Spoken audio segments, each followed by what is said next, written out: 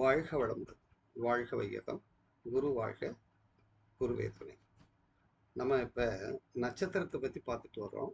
நட்சத்திரத்துக்குள்ள முக்கியமான என்ன விஷயங்கள் இருக்கு, என்ன தலவிருட்சகம், என்ன பறவை, என்ன விலங்கு, அதற்கு யார் மகான், அதற்கு யார் கடவுள் அப்படிங்கிறத பற்றி எந்தெந்த ஆலயங்கள்ல இருக்குது, இந்த நட்சத்திரத்தினுடைய ஆற்றல் எந்த ஆலயத்தில் இருக்குங்கிறத பற்றி பார்த்துட்டு வர்றோம். அந்த வரிசையில் வந்து கேட்டை நட்சத்திரத்தை பற்றி பார்க்குறோம்.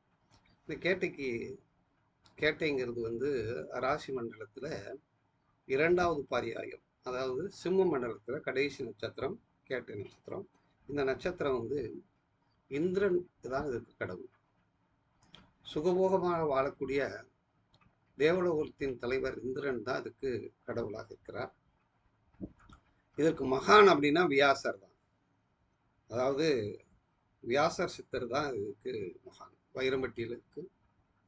அடுத்து பொய்கை நல்லூர் அப்படிங்கிற ஊர்ல எல்லாம் இவருடைய ஆற்றலை இருக்கு. அடுத்து இந்த பிராய் மரம், திருப்பராய்த்துறை அப்படிங்கிற ஊர்ல இந்த கேட்டை நட்சத்திரத்தினுடைய சக்தி வாய்ந்த ஆலயம் உண்டு. அதுக்கு பேர் திருப்பராய்த்துறை அப்படின்னு சொல்லப்பட்டிருக்காங்க.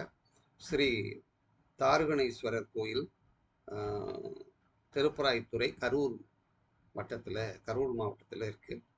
அதனால இந்த ஆலயத்திற்கு நம்ம போனோம்னா அங்கே கேட்டை நட்சத்திரத்தினுடைய ஆற்றல் இருக்கும். சரி, இதனுடைய பறவை என்ன அப்படின்னா சக்கரவாளம் அப்படிங்கிற குருவி. சக்கரவாள குருவி ஆண்மான். கேட்டைனாலே ஆண்மான். இதனுடைய இருப்பிடம் கடை. இதனுடைய வடிவம் ஈட்டி அப்படின்னு அர்த்தம். இதனுடைய வடிவம் ஈட்டி. கடைப்பகுதியை இந்த கேட்டை குறிக்கும் அப்படிங்கிறத நம்ம எடுத்துக்கிறோம். இந்த நட்சத்திரம் தயிர் சாதம், எள்ளு, நெய், சித்ரான்னம் அப்படின்னு சொல்றோம்.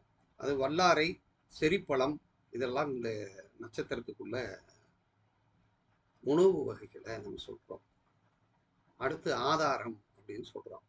இதனுடைய மூலிகை என்ன அப்படின்னா பேய் விரட்டி அப்படின்னு ஒரு மூலிகை இருக்கு. அதான் கேட்டை நட்சத்திரத்தினுடைய மூலிகை. அடுத்து இந்த நட்சத்திரத்துல ஒருத்தருக்கு லக்ன புள்ளி விழுந்துருச்சுன்னா அவர் எப்படி இருப்பார்? புதன்னாலே என்ன அர்த்தம்னா உணர்ச்சி வசப்படுவார், அவசரப்படுவார். உணர்ச்சி வசப்படுவார், அவசரப்படுவார். மான் எப்படி இருக்கும்? ஆண்மான் ஒரு மிரட்சியானதாக தான் இருக்கும். அப்படி பய உணர்வோட அப்படி மிரட்சியா இருக்கும். தன்னை சார்ந்தவர்களை பாதுகாக்க வேண்டும் என்ற எண்ணத்தோடு தான் இருக்கக்கூடியது. அது எல்லாருக்கும் அதை தெரிவிச்சுக்கிட்டே இருக்கும். பயந்த சுபாவம் தான். தனக்கு ஆபத்து என்றால் அந்த சூழ்நிலையே தனக்கு சாதகமாக வகுத்து கொடுக்கக்கூடிய வல்லமை இந்த கேட்டைக்கு உண்டு. ஒரு செயலை வேகமா செய்யக்கூடியது, உணர்ச்சி வசப்படக்கூடியதுன்னு இயற்கையை சொன்னோம். அழகானவர், பலரும் விரும்பக்கூடியவர், வேகமாக ஓடக்கூடியவர். மான் எப்பயுமே துள்ளி குதித்து ஓடக்கூடியது.